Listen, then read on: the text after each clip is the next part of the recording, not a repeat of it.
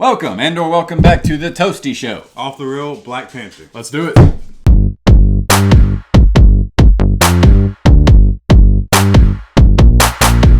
Well, hi, I'm your host, Dylan. I'm going to welcome back Isaac to the show from the Princess Bride episode, and we're welcoming on a new host. I'm new. I'm Zay. Yeah. A couple quick updates. Starting, hopefully, maybe, probably next week, we're going to be doing, every day we'll be dropping a couple questions, just a quick short video to keep things rolling.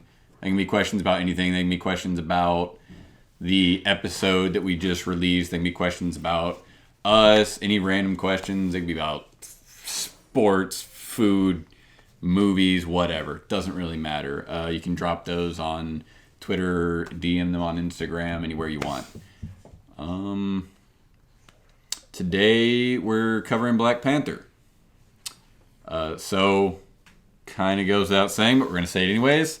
Major spoiler alert. We're going to talk about everything we can possibly think of that happened in Black Panther. We will not hold back. You have been warned. If you haven't seen the movie, I suggest stop watching it and go watch Princess Bride or other videos. And then come back to us when you watch this beautiful movie. Yes. All right. Let's get down to business. First point, creativity. Zay, what'd you think on creativity? It was very creative. I've seen a lot of Marvel movies. I've never seen nothing like this. Never seen anything like this. I thought it was very creative. It got my point. All right. I have to agree with you there. I also got my point for creativity. Yeah, it was a big breakaway from what Marvel has been doing, especially in recent excursions since Age of Ultron. Isaac? Yeah, I definitely give it a point. It stood out. It stands out out of all the Marvel movies. Yeah, I like it. Specifically from the Marvel movies. Oh yeah, I should probably the way this is gonna work, since this is a series of movies, we have all the same points, but the overarching series of Marvel will factor into our points. So just heads up on that. Yeah, no, like just specifically within Marvel, it is a huge it's a huge shift. Yeah, like and that's really good, especially for me, because fair warning, I am not a huge Marvel fan. I don't like most of the movies they've released. They're just kind of dull. But this one really set itself apart. It was a really huge breakaway. I haven't seen a Marvel movie in theaters since Age of Ultron. Really? And now I have seen this one in theaters, and that just says a lot. Yeah, no. What'd you find that was so creative about it? Go into specifics. Most definitely the part where it's like a big city, but it's invisible, and how like it was just flying over the landscapes, and you just see Africa, nothing special to it, and then around to get to that one tree, boom, turn to a giant city. The culture and everything. Oh yeah. The scenery. Oh yeah. Yeah, I thought because not a lot of Marvel movies really go into that. Not a lot of Marvel movies cover the people themselves, and this movie really gave off the essence of the people of Wakanda. And just in movies in general, like the whole future / like almost alien technology and structures, like mixed with traditional tribal African stuff, it's a very unique kind of feeling to it. And you don't have to watch any other Marvel movies to understand what's happening. Right. Yeah. That's a good thing. So move on to plot. Before we move on, I have to mention, the most creative thing about the movie, probably one of them, besides the city, was that one tribe with the giant piercings. Yes. I was going through the lips and the ears. Yeah. That's just African shit. I've never seen that in a Marvel movie, and that's what I love. Well, that's part of the culture that they try to yeah, but I've bring out. Never seen nothing like that, man. You ain't been to Africa then.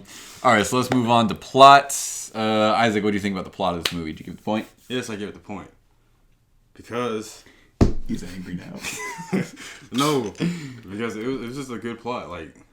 Everything flowed, and it stood out to me because it wasn't your typical Marvel movie, because it didn't dive into just action and stuff. You actually got the character, and it wasn't just him fighting people all the time. You actually got to see like how he developed as a king, Right. and like as a person and stuff. So I really like that. I'm gonna come back at you on that here in a minute. But Zay, did you give the point for plot? I did, but it wasn't as easy as creativity because it was very sweet flowing with the movie. But in the beginning, how it just went straight into a globe, and I was confused. I didn't know if that was the movie or not. I would say like it was good, but the beginning should have been better. Right. And I feel like from here on out, I have to point out this. From here on out, I feel like there's going to be disagreements between the three of us. So I need to restate that an opinion can be changed. My opinion could be changed. Your opinion could be changed. His opinion could be changed. Mainly looking at you there. Yeah, no. So our opinions can change. We can give or take away the point as we see fit. I did not give it the point for plot. And I'll tell you why.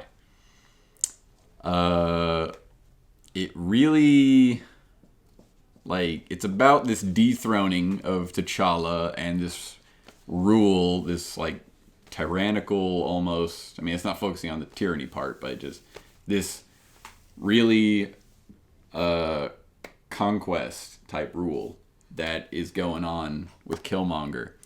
But it didn't give you any time to really feel that rulership.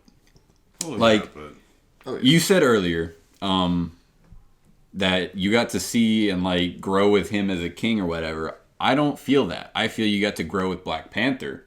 I feel like you got plenty of time with Black Panther, but you don't get to see T'Challa as a king in this movie. Well, but like part of that whole movie was his process is learning how to be a king because he has to decide, you know, whether or not to like be open with the world because he has that conflict in the very beginning. He's like, because he's talking to Ross and he's like, no, we don't have vibranium and stuff. Like, but he has to like. It's like he has to deal with that. It's almost as if he doesn't grow to that point though. Like that's just him being Black Panther going through this quest. He's not king until he's finally reached the point where he's like, yeah, we need to go to the world. Like he becomes king the next day after not doing anything kingly, gets dethroned.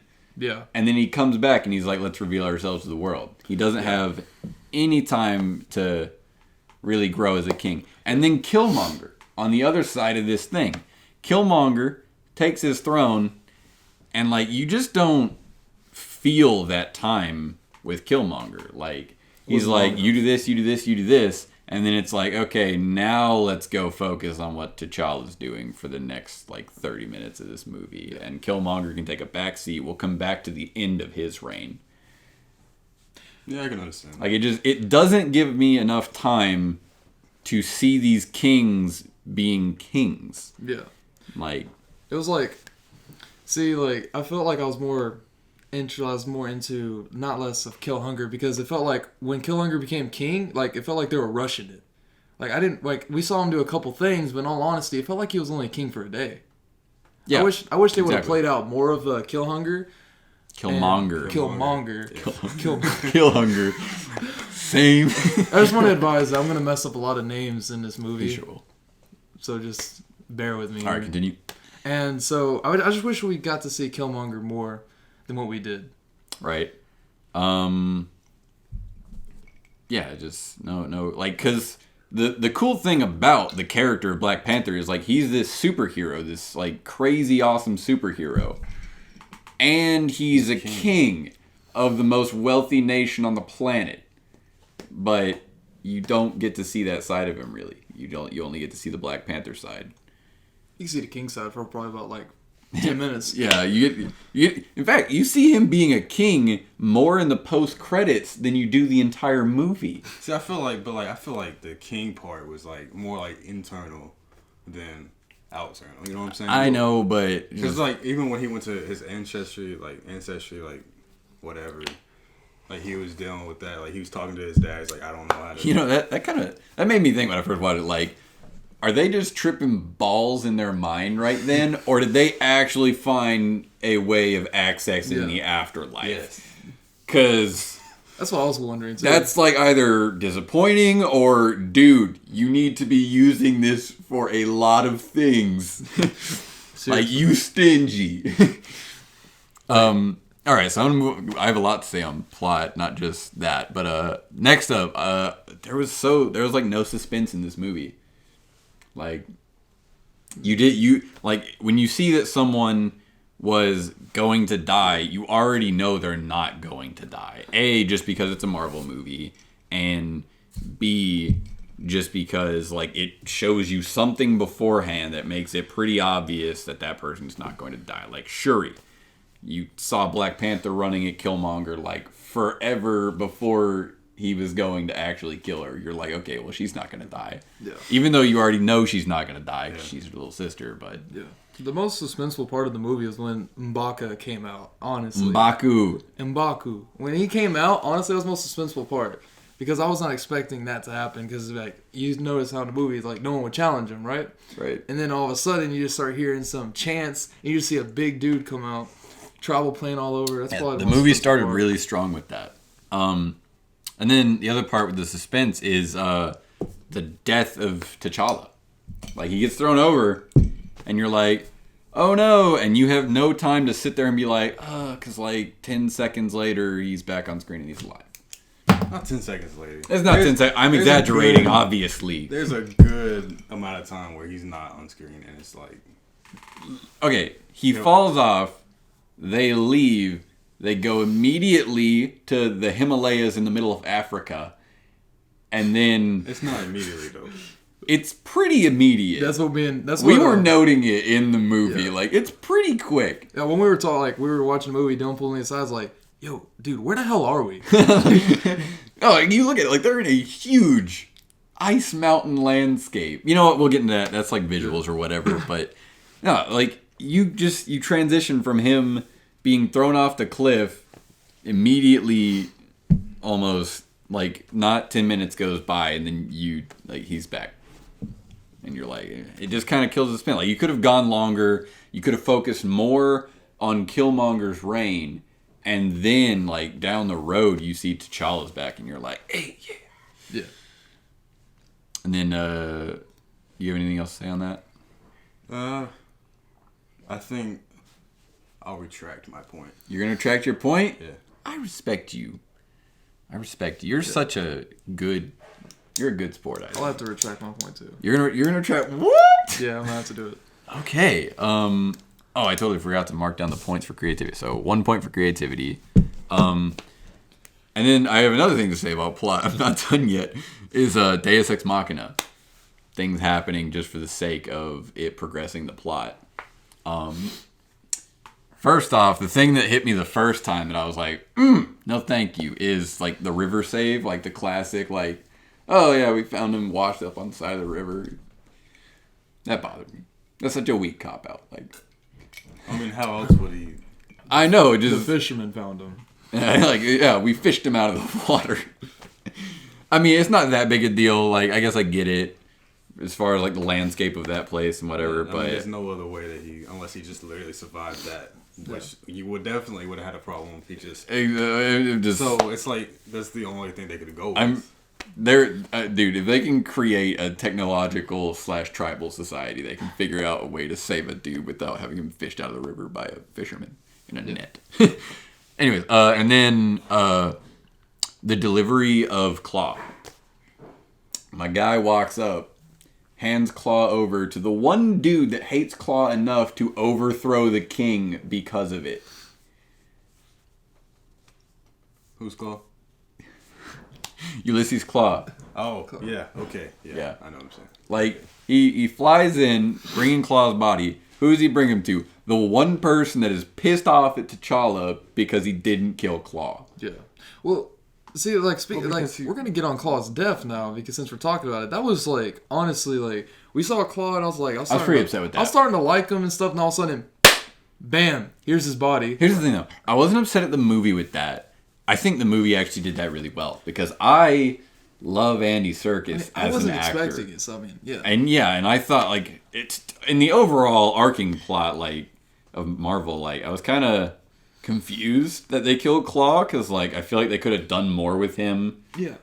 Like, he could have been bigger, and they set him up to be bigger, like... Yeah.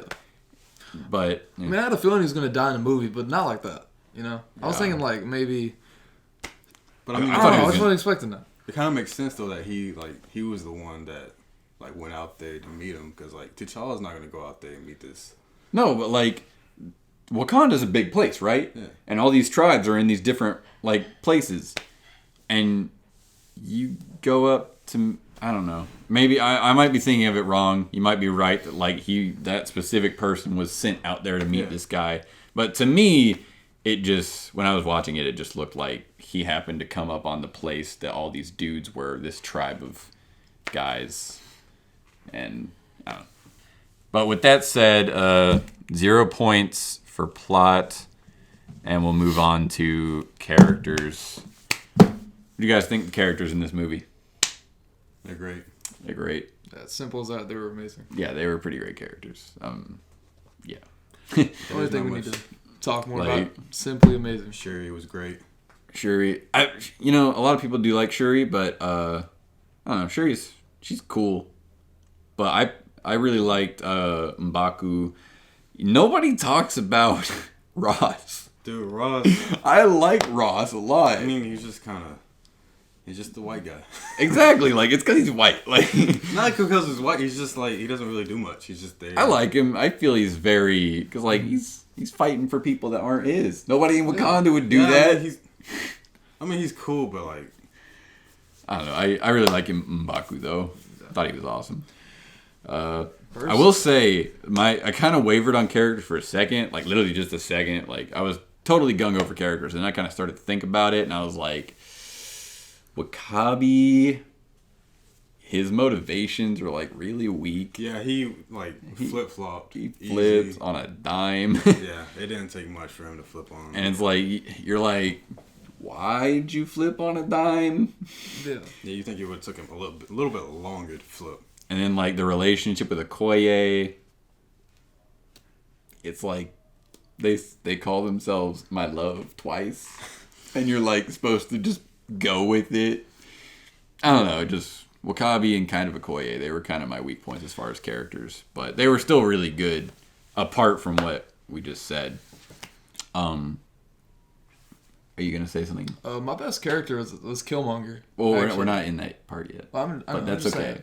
I'm just saying. Because Well, I got to. Yeah, of course, a lot. Killmonger is awesome in this movie. Michael B. Jordan's got to be mentioned right now. Yeah, I mean, like, Chadwick Boseman did a good job too. he did a good job, but Killmonger stole the movie. Yeah, And Like, he is a man with a mission, a man with a message, yeah, and he has a cool story a too. man with a monger. he's got problem, but we'll get into that later. Yeah, no, he was a beast. Navy SEAL. These are probably some of the best characters Marvel's come out with so far. Yeah. Out of the gate, like, Yeah, yeah. I would say the best cast since Guardians of the Galaxy. Like, just bringing together like the group of people, the main characters, like. All right. Anyways, so point for characters. Moving on to acting. What do you guys think of the acting in this movie? great. Again. Yeah, great. Again. Honestly, great. I didn't have anything. I agree. No complaints. I agreed. Yeah, the acting was pretty. Again, my weak point on acting, W'Kabi. And you know what? I don't even think that's his fault, because I know he's a really good actor. He's a great actor. And for the moments when he did actually like act in this movie, it was really convincing and really good and really unique. Yeah. But like a lot of the time, I'm looking at him, and you know what? It's probably an acting choice a little bit, but like he just dead face. Yeah. That's his character. That's his character. I know, like but I feel like because he does have moments where he breaks out of that and he goes into very unique places with it. But AKA the fight scene. Most of the time he's just dead face. Yeah, that's one. And I was confused about that because, like you said, he was such a great actor. They could have played him so much better. I mean, yeah. But yeah, of course, all of the acting in this movie was pretty great. Forrest Whitaker was good. Andy Serkis, as always, is good. Andy Serkis. Love Andy Serkis. It's amazing in everything he does. Yeah. This was kind of an interesting role for him too. Like, has he ever done just complete whack job, like maniac, psycho? Gollum. This is what happens when Gollum grows up and goes down and hang out in Earth. All right, so yeah, definitely a point for acting there. Easy peasy on the characters and acting. Next up, dialogue. I've been struggling with this one. In fact, this was the only point that I did not have set before I saw the movie for the second time today, and I don't think I'm going to give it the point for dialogue. Not even all the quotable. What quotable lines? Like Killmonger's The last line. Yeah. Frankly, I was think. Beast. I mean not a beast, but like that was like deep. Yeah, well, I'll get back to that. My thoughts on that. So you gave it the point, I'm guessing. Yeah. All right. Most definitely giving it. You gave a point for dialogue. I don't know. Just the thing about the dialogue in this movie to me, and I really did struggle with this because I'm like, you know what? The dialogue is really authentic and all that, but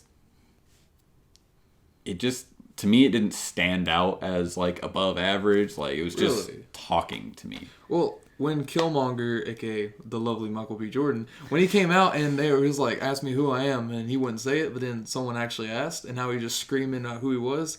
That was really good. Yeah, that's kind of more towards acting though. Well, yeah, but the dialogue from his character was really well. And then like T'Challa had good when you take away Killmonger, because Killmonger is obviously like they spent the most time building Killmonger in this movie. But you can't take away him. I'm just saying, like when you look at everything else, it kind of like is just basic. Like I don't know, I just did not feel like, give me examples of good dialogue that you actually remember from the movie aside from the last part. I know you're gonna say the last quote, but I have things to say about that as well. But just give me lines that you remember from the movie that are good, because I can't. What I'd say, I'm not sure his name, but when, like I said, when Killmonger, when he said, "I am son of," how do you say his name? Inbu? I don't know. It's like you don't know the uncle. Uncle's name. I am the son of him. That was really well. Or when Achilla was talking to his dad.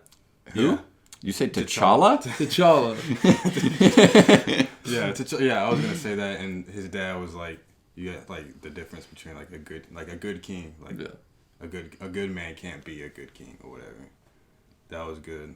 The whole dialogue where he's like, when he found out that his dad killed his uncle, he was like, and he was talking to and he was his like, dad. "It's time for you to come with us," but he was like, "No." He was like, "No." I will say one bit of dialogue I liked, and I liked it better the first time, but it was still good the second time, is when his dad is talking about, like, have you not prepared all your life to be king and to take this mantle and do this and that? Oh, yeah. And he's like, no, I'm not ready to be without you. That was good. Yeah. That was good. And when he said, if a father should all his life prepare a son for when he dies, and if you haven't done that, then you failed as a father. Right. But you know what? I'm gonna go ahead. I'll retract. I'll give my point. I'll give it the point. So that's a full point for dialogue. But I want to say this on that last quote. I want to touch on it just because it kind of bothered me. That last quote, it's really stabbing towards the whole slave situation and whatnot. Yeah, like it's a good quote. To me, though, it's a little long. Long? Yeah. Like, it's kind of like imagine this. If he just said, bury me in the oceans with my ancestors, and he left off the end part. But like that end part needed, like, that part was needed to be there, though. Well, I don't know. Like, I feel like any one part of that could have been left out. There were like 3 parts to it. I feel like any one of them could have been left out, and it would have been more powerful because it would have made people think on it a bit more. Like, imagine if you took out the middle part where he says, with my ancestors, and he just said, bury me in the ocean. Death is better than bondage. Makes you think. Like, what's he talking about? Slavery. It takes you places. Yeah, but you take out the end part, bury me in the ocean with my ancestors. It makes you think on it. I think that makes you think more of it. Like, because like you bury me in the ocean with my ancestors instead of. Because they knew death is better than bondage. Yeah, they knew it's specifically that. It's long. Like, it's. And think about it. This is such an impactful character. You got to have it stretched out. And you have to have that whole. It's not just that. It's just the way. I don't know. Because it's not like it flows either. Like, it's 3. Well, maybe before he says bury me. Yeah. Because I don't even remember what he says before he says bury me. I just know bury me with my ancestors. Yeah, that's all I remember. They knew. Bury me in the ocean with my ancestors. Because they knew death was better than bondage. Is that it? That's the whole quote. Yeah, that's bury me in the ocean fine for me. with my ancestors because they knew death was better than Yeah, bondage. I think together it has to go I feel like together or it's not gonna. I think they could have left out the middle part or the last part, and it would have made you think more on it, and it would have had a deeper impact. I think it all floats well together. I think they need all of it. Yeah. Bury me because in his whole character is like he resented basically white people. Yeah. Like he resented like what they done, like the way they were treating black people. I know it still alludes Yeah. to the slave ships, but like you just I don't know, it's almost too forced. But we'll continue on to visuals. So it definitely gets a point for dialogue there. Continue on to visuals. Visuals gets my point. Like I said in the beginning of the movie, creativity-wise, where you just see an invisible city pop out. It's really beautiful, and with the mountains, even though it made no sense, I'm still confused about it. It was still beautiful. You have to say it was beautiful. The fighting, I loved the fighting. You did love the fighting. I did. I thought it was really epic. You didn't see Unlike it. this guy right here. We'll get there. And, I mean, definitely visuals gets my point. Yeah, I would say on the fighting, like when they're fighting on like that waterfall cliff or whatever, that is good. I mean, we could talk about the CGI stuff at the end, but that part, that core, like all that, I think I love that. I have a question for you. How do you see the movie? You see it in standard, 3D, IMAX? What'd you Standard. Standard. Okay, that's what I thought. I'm gonna tell you a story. I didn't give it the point for visuals, and I'm gonna tell you why. Marvel, big budget movies. They had this going on for a long time now. They've got a big ass budget for every movie. This one was extremely anticipated. They knew what they were going to take on with this. Marvel movies are made for the big screen, yeah? Okay. I went to see this movie in IMAX because when I go to see a good, awesome movie, I go to see it in IMAX. I've seen a lot of action movies in IMAX with a lot of fast-paced action. When I went to see this one, you could not tell what was happening during the action scenes in IMAX. The bigger screen did something or another to it, and they needed to up the frame rate or something because you could not tell what was happening during the fighting. That paired with the weird cuts they kind of do during the fighting where you are looking at kind of almost pointless shots of whatever's happening. And in the water scenes, there's like water going everywhere. When we watched it in standard, it was fine. It was totally good to go. Except for the cuts. Like, you could tell what was happening though. But I can't forgive that though, because these movies are made to be watched like that in this grand screen. And when you watch it like that, you can't tell what's happening. So. Okay, but like that's only one part of the visuals. Yeah, you still got. I still got more to say on the visuals. You still got. I'm just saying the fighting glared to me when I first watched the movie because I was watching it in IMAX. You probably shouldn't. Just go see it in standard again. I guarantee you IMAX won't be as good. I want to see if I can see what's going on. All right. What else was your problem with visuals? All right. Well, here's what happened to me a couple times in visuals. This might also be an IMAX thing because it didn't happen to me when I watched standard. There were many times when you're in a dark place, and there are reasons you would do this in a movie that did not exist in this particular movie. You're in a dark place, a dark setting, whatever, dark scene, and then it cuts over to something extremely bright to the point that it hurts the audience's eyes. There was a group recoil when at least 3 times during the movie when it cut from something really dark to something really bright, and it hurt the audience's eyes. Really?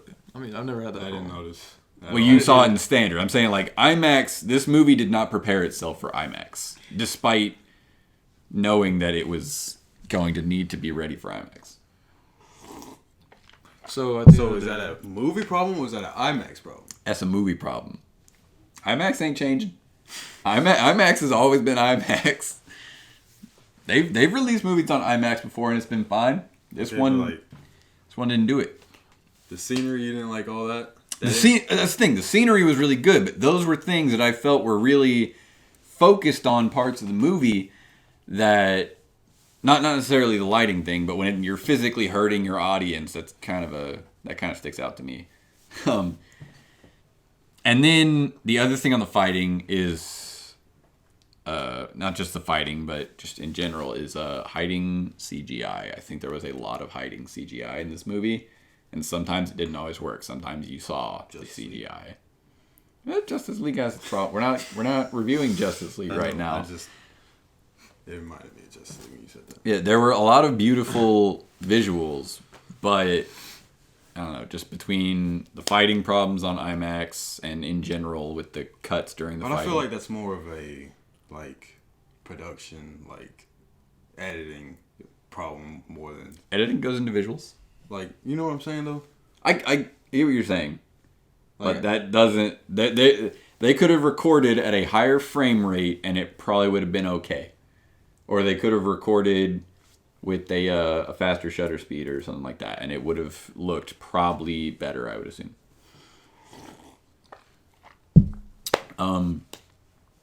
But yeah, the landscapes, the actual culture and everything, it was very beautiful. All the costumes, they looked amazing. You got anything to say on visuals? I loved it, honestly. I had no problems with visuals. Right. You got anything else to say on visuals for me? Nope, I'm good. You good there? Yeah. All right. So 2/3 of a point on visuals. I'm gonna round that out to a 0.7. It'll be happy. Moving on to soundtrack. Do you give the point for soundtrack? You? Most definitely. I also give it a point for soundtrack. See, what I loved about soundtrack is if you pay attention really closely, when it switches from Black Panthers, you go in the beginning. It was more African, and when you more African music when you see them. But then when Killmonger came into play, it's more hip hop. Yeah. It's really cool. I like that. Yeah, they did with the soundtrack what they did throughout the entire movie with everything they did, and that's mixing that traditional tribal stuff with the modern hip hop. There was one time when the soundtrack didn't land for me during my first viewing. Was it when they were in South Korea? No, it wasn't that. Okay, I was about to say. But that's more on tone, and I'll get to that then. But the soundtrack was great because it really matched the theme of the movie, of that mix between modern and tribal. No, I have nothing else to say about it. Except it was great. It was great. Okay. All right, so fair enough there. Full point for soundtrack. Down to tone. What do you think on the tone of the movie? Was it consistent? And yeah, I would say it was consistent. You? Yep. I did not give the point for tone. I'll tell you why too. Just there was one point in the movie that really just threw me out as far as soundtrack went. Because it was a really sad scene. I think it was just after T'Challa died or something along those lines. Something traumatic happened, and it was supposed to be sad. And the tribal music started playing, and it was sad.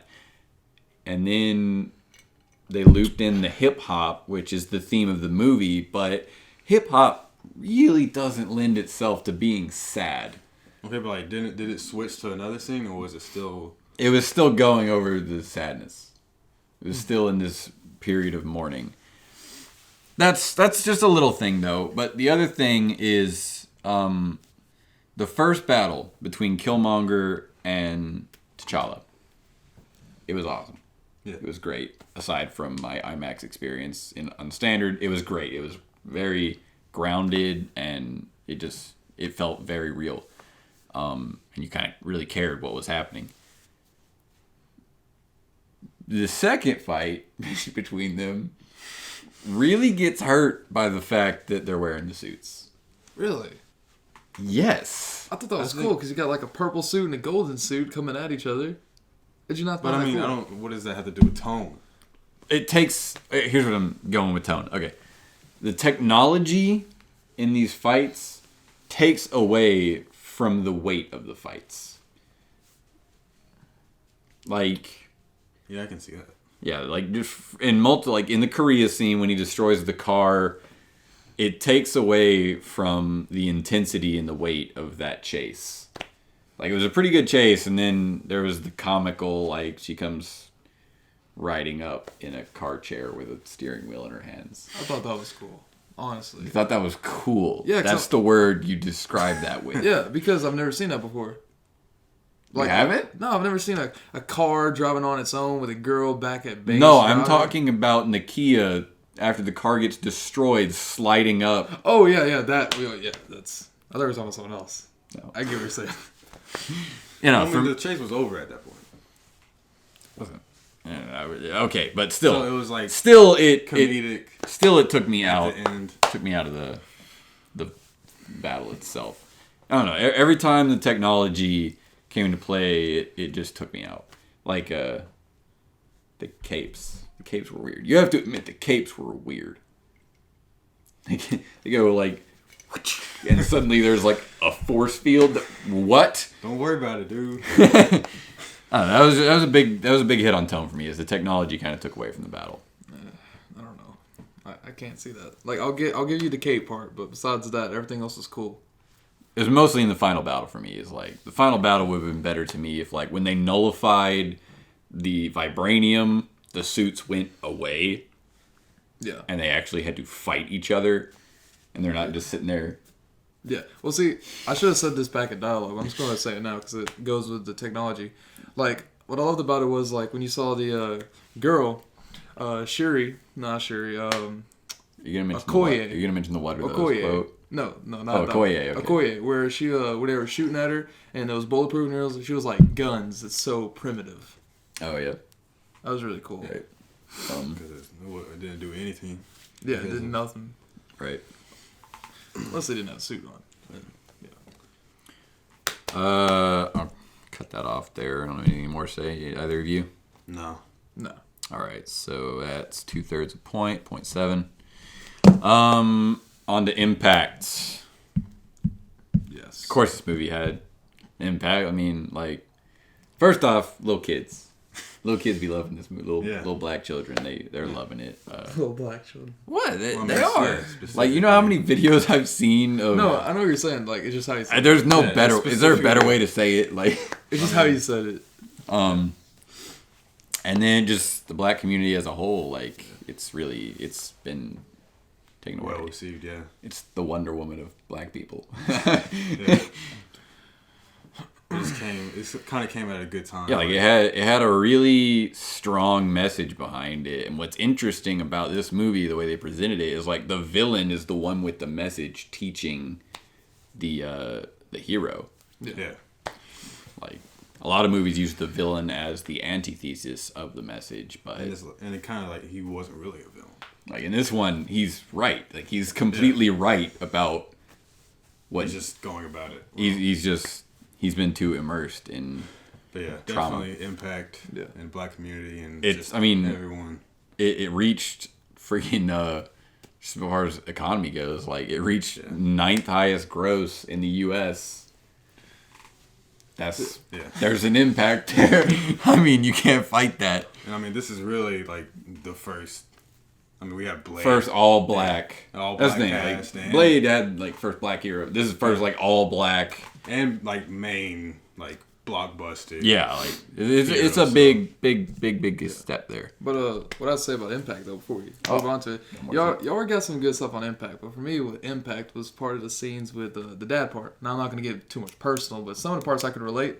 Right. My personal life with the dad situation. So I mean that definitely impacted me. Right. So yeah, Impact definitely. See that. So full point for Impact. There's a bunch of water right there. Last point, opinion point. Did you like the movie? Hell yeah. Great movie. You already know I love the movie. I know you liked the movie. Yeah, I loved it too. I liked it a lot too. Full point for opinion. So let's see. That rounds us out to...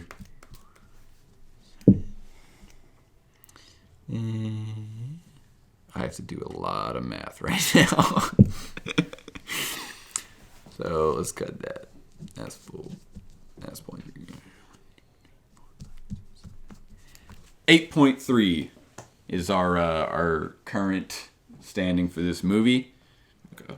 I think that's pretty good. Each of us has 0.3 of a point to work with. Yeah. What do you guys think? What are you guys gonna do with it? Personally, do I want to say my point that I would give it?